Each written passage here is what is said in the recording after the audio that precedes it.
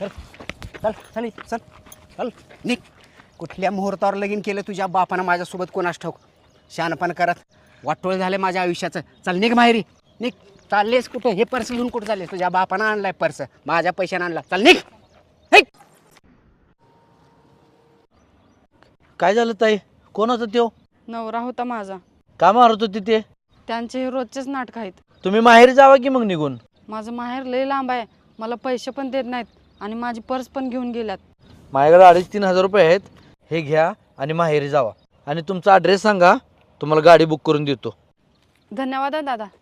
आणि ताई गाडी येईपर्यंत मी इथंच थांबतो. हा ओ ताई, गाडी आली बघा. हो आलो का? या लवकर.